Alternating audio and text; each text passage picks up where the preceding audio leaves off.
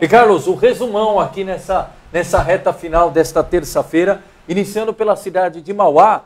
Ontem até a gente destacou aqui, estava aguardando ali da Câmara de Mauá uma resolução para aquelas duas pendências, foi adiada para hoje, mas logo pela manhã a gente conseguiu um contato e antecipamos aqui no Repórter Diário, que acabou sendo confirmado agora no comecinho da noite. Então, as duas pendências foram superadas. Exatamente. No caso da primeira pendência, que era a questão da substituição do vereador Ivan Stella, do Partido Avante, na comissão que avalia a quebra de decoro, ou seja, aquela denúncia do Partido dos Trabalhadores em cima do que foi identificado pela Polícia Federal na Operação Trato Feito, essa substituição vai ocorrer no dia 5 de fevereiro, na primeira sessão ordinária. Haverá um sorteio ali entre os vereadores, só não vai participar desse sorteio os vereadores que já acompanham essa comissão, no caso, Simvaldo Carteiro, da Democracia Cristã, que é o presidente, e o Jotão, do PSDB, que é o relator dessa comissão. Então, aquele que for sorteado já entra como membro, já tem função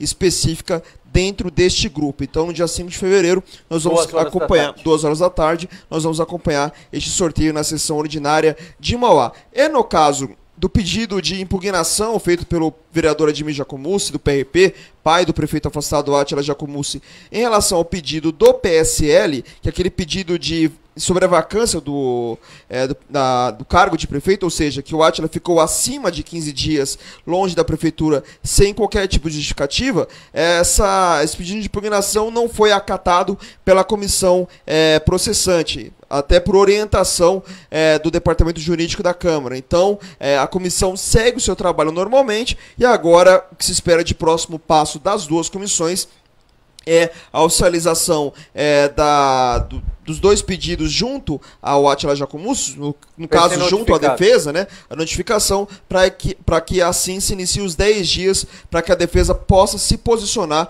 sobre o assunto e aí sim encaminhar de maneira mais tranquila toda essa questão do impeachment de Mauá. Tranquila no sentido de não ter mais problemas em volta dessas comissões e que elas possam seguir o seu trabalho normalmente. Perfeito.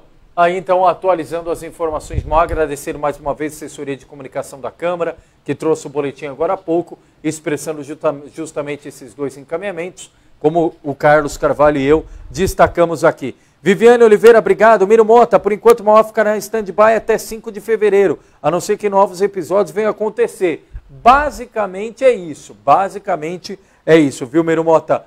Outro ponto importante, saindo da cidade de Mauá, vamos para São Caetano do Sul, Fernando. A gente tem imagens da General Motors de São Caetano e hoje também foi o dia D em relação à General Motors. Muita preocupação. Hoje teve um encontro em São José dos Campos. Quem participou do encontro lá? O prefeito de São José dos Campos, o prefeito de São Caetano, Auríquio, o sindicato de lá, o sindicato dos metalúrgicos daqui. Você tem imagens aí dos dois prefeitos, o prefeito Felício, que é de São José dos Campos, prefeito Auríquio, também diretores da General Motors. Não houve, pelo menos na agenda de hoje, representação do governo do estado e do governo federal. Porém, segundo informações, e tivemos também uma nota oficial do governo do estado, tanto o governador João Dória, que está em Davos, lá na Suíça, no Fórum Econômico Mundial, quanto o secretário da Fazenda, Henrique Meirelles, estão em contato com o pessoal da GM para também deliberar sobre esse assunto. A boa notícia, até a gente divulgava isso nas redes sociais do Repórter Diário, é que aquele clima de que, olha, a GM vai fechar as portas, vai encerrar a operação no Brasil, esse sentimento não foi extraído na reunião de hoje, né, Carlos? Exatamente. Agora o sentimento é tentar organizar este grupo de atores que estão envolvidos nessas negociações para saber como fazer a GM até aumentar os seus investimentos. Então, qual é a grande questão? O governo do estado já houveram 5 reuniões com a GM e o governo do estado, ainda está se avaliando o que o governo, o Palácio dos Bandeirantes, pode fazer em relação a isso. A expectativa é que a conversa seja em torno de incentivos fiscais. Com as prefeituras, agora, depois da reunião de hoje, elas vão avaliar os pedidos da GM, esses pedidos que não foram divulgados por nenhuma das partes, vão avaliar para ver o que as prefeituras podem fazer. No caso de São Caetano do Sul, não terá nenhum tipo de alteração nos investimentos que foram apresentados no ano passado, de 1,2 bilhão na planta de São Caetano e também, a partir de dezembro deste ano, na fabricação do Tracker, que é um novo SUV. É produzido atualmente no México. México. Né? Exatamente, e que agora também vai ser produzido em São Caetano do Sul. A expectativa das duas prefeituras, São José dos Campos e São Caetano do Sul, é que a resolução dos problemas possa fazer com que mais veículos sejam fabricados nas duas plantas e assim aumente o tempo de vida útil dessas plantas por mais 10 anos. Então esse é o ponto das prefeituras. Os outros atores dessa história são as revendedoras autorizadas, mas neste caso a informação é que já houve um acerto junto à General Motors. Também temos os sindicatos. E os fornecedores. E os fornecedores. No caso dos fornecedores, ainda vai ter novas reuniões, são mais de 500 fornecedores da General Motors. Quando a gente diz fornecedores, são aquelas autopeças que fornecem os produtos que são utilizados nas fabricações dos carros. E no caso dos sindicatos, é mesmo a questão trabalhista. No caso de São Caetano do Sul, até um pouco mais grave, porque tem um acordo de 2017 que tem alguns benefícios para os trabalhadores. E eu tive a oportunidade na tarde de hoje de conversar com alguns desses trabalhadores e ainda tem muito receio sobre o que vai acontecer na fábrica de São Caetano. Está todo mundo sem informação. O que nós tínhamos, a última notícia que nós tínhamos é que às 3 da tarde de hoje teve uma reunião com os funcionários das duas fábricas, porém não houve nenhum tipo de... Que amanhã vai ter uma reunião em São Caetano. Isso também, mas não teve nenhuma notícia em relação ao que foi dito aos trabalhadores.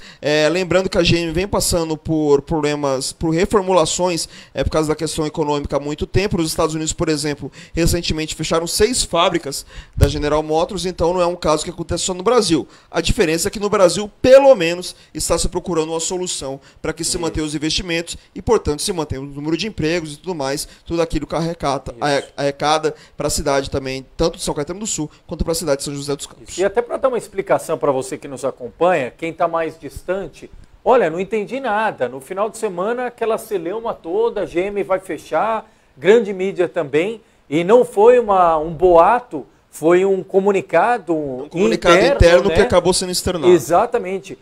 Citando uma declaração da Mary Barra, que é a presidente global da GM, e esse comunicado que foi encaminhado por ninguém mais, ninguém menos que o Carlos Arlenga, que participou da reunião hoje, que é o responsável pela GM aqui na América do Sul, no Mercosul, ele que dá a palavra final em relação à GM. E aí hoje já, olha, negou a saída, não vai ter saída, e tem muita gente já falando, é barganha, é bravata, a GM está querendo vender, mostrar dificuldade para entregar facilidade. Vamos lá, pessoal, só para colocar alguns pontos aí ponderantes nessa história, a GM, como qualquer outro investidor, tem preocupação com lucro. A GM não tem filantropia como a Mercedes não tem, como a Ford não tem, como o Repórter Diário não tem. Todo mundo que trabalha numa empresa visa lucro, é o ganha-pão de todo mundo. Você querer lucro não é problema nenhum. O problema é você querer abrir mão de direito do trabalhador para querer lucro. É isso que não pode acontecer e é isso que o sindicato luta, etc. e tal. O que a GM tem feito, e o Carlos destacou muito bem, aquele investimento de 1,2 bilhão está garantido. Então não tinha possibilidade da GM fechar as portas nesse ano. A preocupação qual é? É o planejamento futuro, a médio e longo prazo. Então vamos lá. Qual é a função essencial de uma planta? Ela ter produtividade, ela ter sempre novos modelos, novos carros ali em fabricação, ou pelo menos com previsão de. A partir do momento que uma planta não tem previsão de uma nova produção, de um novo veículo, aquela planta começa a ficar subutilizada. E uma planta subutilizada não tem interesse de nenhum investidor dar sequência a ela. Então, os investimentos em São Caetano de 2019 e 2020, ok. Agora, e o depois? E é isso que está em jogo nesse momento. Até você vai acompanhar a fala do prefeito Auríquio, a garantia desses investimentos para, pelo menos na próxima década, São Caetano estar com uma sequência e com uma garantia dentro do possível tranquilo. Mas para isso a GM quer ter a garantia de todos os envolvidos, como o Carlos destacou, dos governos, seja municipal, estadual e nacional, das revendedoras, dos fornecedores, do sindicato, enfim, de todos os agentes envolvidos. E o fato que não deve acontecer só com a GM, né? Se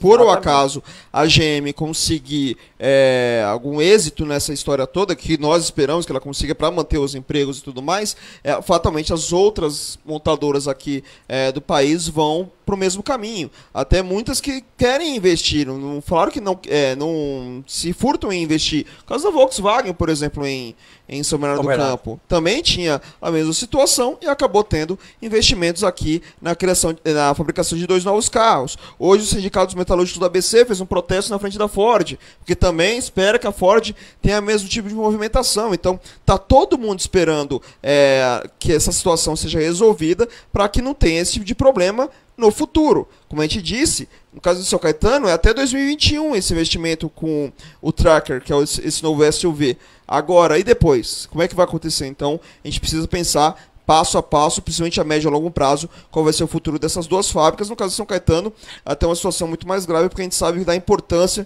que a GM tem na arrecadação da cidade. Verdade, 8.500, 8.600 empregos na cidade de São Caetano, e 25% do ICMS arrecadado todos os anos em São Caetano tem origem na GM. É 80 milhões de reais, mais um pouquinho de 80 milhões de reais por ano. Na verdade, que a GM por mês. Representa... 80 mês. É 80 meses? Porque o Jeff tinha falado do ano. É 80 meses, 80 meses eu tenho informação. Para ter uma ideia, então, 25% do total é muita coisa no dia a dia de São Caetano do Sul. E falando em São Caetano, temos a fala do prefeito Auri, que gravou o vídeo assim que acabou o encontro. Vamos ver. Acabamos de sair da reunião aqui em São José dos Campos, uma reunião de clareza, transparência, onde mostra as dificuldades que a General Motors tem tido aqui na América do Sul, sobretudo no Brasil, mas que envolvendo os 4 grandes pilares, a gente pode sair com otimismo no futuro dos investimentos aqui nas plantas de São José e São Caetano do Sul. Estão envolvidos os atores governamentais, o governo do estado que está fazendo a sua parte, as prefeituras que farão a sua parte também, os trabalhadores através dos sindicatos, os fornecedores, os revendedores de automóveis. Tenho certeza que o conjunto sincrônico desses atores trará, num curtíssimo espaço de tempo, uma resposta positiva de novos investimentos para o futuro dos próximos 10 anos da planta da General Motors do Brasil em São Caetano do Sul. Muito obrigado, um forte abraço. Isso, e nós vamos seguir acompanhando aqui, ó, o Silva Wellington, muito preocupante situação da GM, o que esperamos mesmo é que permaneça no Brasil, ofereça mais empregos, não estava na hora de rever a frota atual, facilitar financiamento para veículos novos, incentivos fiscais. Miriam Meloni, obrigado. Miro Moto, o governo federal vai intervir com certeza no que diz respeito aos incentivos fiscais que a GM está desejando. Isso vem beneficiar as outras montadoras por tabela e os consumidores também. Nossos carros são os mais caros do mundo, opinião do Miro. E temos também a atualização de Rio Grande, Carlos. É isso aí, lembra daquele caso do Dura Automotive, que era uma fábrica de autopeças do Rio Grande da Serra, inclusive é um dos fornecedores da GM, mas também é um dos principais clientes, é a Volkswagen do Brasil. A Dura que tinha falado que até o final do semestre iria deixar o Brasil, né, uma empresa de origem americana. Porém, ontem ocorreu uma reunião entre o prefeito Gabriel Maranhão, prefeito de Rio Grande da Serra, Gabriel Maranhão, e os sindicatos metalúrgicos, e vai ser estudado algumas maneiras também de fazer com que a Dura Automotive mantenha o seu trabalho no Brasil, inclusive com a possibilidade de conversas diretas com a Volkswagen para ver o que eles podem fazer também para ajudar essa empresa a manter ali cerca de 300 empregos que tem lá em Rio Grande da Serra, a fábrica, a autopeça mais antiga de Rio Grande da Serra. Então, você imagina qual que é a situação ali, a gravidade dessa situação. Então, tudo isso está sendo estudado, nós estamos acompanhando ponto a ponto, vão ter mais encontros ainda essa semana e, logicamente, tudo você vai saber no nosso site repórterdiario.com.br. A gente falando de economia e o Miro Mota falando do governo federal, o governo federal que se espera até a questão da reforma tributária para ver o que pode ajudar os empresários a tentar investir muito mais, né? Porque não adianta você fazer uma reforma tributária que ajude os empresários, eles também não derem um retorno com mais investimentos. Então tudo isso deve ser cobrado de todas as partes para que a gente consiga sair dessa lama que a gente está no Brasil. Perfeito. E para finalizar, Santo André, muita gente chegou a compartilhar aqui no WhatsApp e nas redes sociais a matéria do Diário do Grande ABC no site, agora finalzinho da tarde. Foi o Rafael Rocha quem fez a matéria, exatamente, né? O Rafael Rocha falando que a Câmara de Santo André acatou os 2 pedidos em relação à cassação do mandato da vereadora Eliane Santana. Aliás, cumprimentar o Rafael Rocha. E a partir disso nós fizemos contato com a Câmara de Santo André, com a assessoria de imprensa e também com o próprio presidente da Câmara, o vereador Pedrinho Bottaro. E aí só para deixar alguns pontos aqui claros, né? Primeiro, a assessoria de imprensa não sabia dessa informação. Falou que se ela foi publicada, foi no contato direto com o presidente da Câmara. E 2, 3 minutos antes da gente entrar no ar aqui, eu consegui falar com o Pedrinho Bottaro, estava aqui na redação do Repórter Diário, e ele falou que deve ter tido algum ruído na comunicação em relação ao entendimento do acatar. Por quê? Para a gente que está acompanhando aqui, em especial o que está acontecendo em Mauá, o que aconteceu em São Caetano, da Câmara negar em não acatar os pedidos, porque normalmente quando se trata de prefeito, são 2 momentos, né? A Câmara acata ou não o pedido, ou seja, recebe ou não, e mesmo quando recebe, não significa que vai aprovar o impeachment. Significa que, olha, nós vamos então apreciar agora politicamente, nós vamos entrar no mérito da questão a partir de agora. Então são 2 momentos. E do jeito que foi falado aqui, dá a impressão em Santo André que a Câmara já acatou e que agora cabe uma decisão política da comissão e dos vereadores sobre o caso. E o Pedrinho Bottaro disse que não é isso, que a Câmara acolheu no sentido de protocolar e que está, neste momento, com o departamento jurídico, fazendo aquela mesma coisa que aconteceu em Mauá. Veio a documentação, se procede, lembrando que no caso da Eliane são 2 pedidos, um feito por integrantes do PSOL e o outro foi feito pelo Fórum de Cidadania do Grande ABC. Perfeito. E que aí o jurídico vai ver se está toda a documentação ok, para depois, até o Pedrinho Bottaro ficou de confirmar, mas infelizmente para essa edição nós não temos ainda a resposta, qual que é o passo seguinte? Se o jurídico da Câmara de Santo André disser que está tudo ok, se já vai direto para a comissão de ética ou se realmente tem que passar antes pelo crivo, pela autorização do plenário, para aí sim ir para a comissão, Carlos. Exatamente, essa é a dúvida, só para ver se já inicia logo no dia 5 de fevereiro, que é a primeira sessão ordinária em Santo André, ou se não ainda vai ter, tem que passar para o plenário antes de chegar na comissão de ética, né? Lembrando que a comissão de ética de Santo André até hoje só foi utilizada uma vez, que foi no caso que envolve a Eliane Santana de algum modo, porque ela acabou sendo vítima ali, pelo menos colocada como vítima no processo, em relação contra o vereador Sargento Lobo, que é também do Solidariedade. Então, vamos aguardar para ver qual vai ser o posicionamento oficial da Câmara e se esses 2 pedidos realmente seguirão ou diretamente para a comissão de ética ou se primeiro passa para o plenário antes de chegar na tal comissão. Lembrando que no ano passado, pelo menos o que a gente conversava ali com boa parte dos vereadores, muitos consideravam que, como já existe uma investigação da Polícia Federal, que é oriunda da Operação Barbur, muitos consideravam que não existiria necessidade da Câmara avaliar tal situação. Até porque a Câmara, que teria a vantagem de fazer muito mais rápido alguma ação contra a Eliane, e muitos tinham medo de, por um acaso, se comprovar que ele é inocente no caso. Então, se ele é inocente e a Câmara cassou, então foi injusto com ela. Então, tem todo esse trabalho que vai ser colocado e nós vamos acompanhar nos próximos dias tudo que acontecer sobre esse caso. Perfeito. É isso, Carlos Carvalho? Exatamente, o dia agitado hoje, mas só para fechar aqui o nosso RDTV, sorteio dos 4 pares de ingressos para assistir a qualquer filme nos cinemas da Play Art aqui na região, entre segunda e quarta-feira. Quem ganhou os pares de ingressos hoje foi o Mário Ribeiro, do Nascimento, de São Caetano, e a Amanda Marino Oshika, que é de São Paulo, capital. A gente tem muitos internautas ali de São Paulo. São Paulo. Exatamente, parabéns aos dois.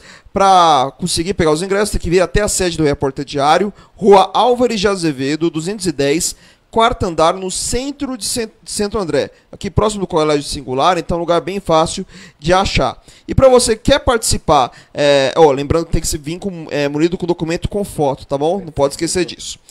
Para você que quer participar da nossa promoção, é muito simples, só mandar um recado pra gente no WhatsApp, o 99927-5496, 99927-5496, não só mandando mensagem do que quer participar, mas mandando o nome completo, a cidade onde está falando, também o endereço de e-mail e um outro telefone de contato. Lembrando que todos os dias 4 pares de ingressos sorteados aqui no Repórter Diário e nós anunciamos aqui no RDTV ou pelas nossas redes sociais. Falando nelas, aproveite, nos siga no Twitter e no Instagram, só procurar por @Repórter Diário. Também tem o nosso canal no YouTube, youtube.com/RDTV Repórter Diário, que nós disponibilizamos todos os dias as entrevistas aqui do RTV, não vai ser diferente da importante entrevista que nós tivemos hoje, falando sobre questões psicológicas, né, os casos que levam, infelizmente, pessoas ao suicídio, e o quanto que a gente pode ajudar a evitar esse tipo de caso, a evitar a preservar as pessoas que, por um acaso, têm tendência a isso. Então, você pode ver esse vídeo no nosso youtube.com/Repórter Diário.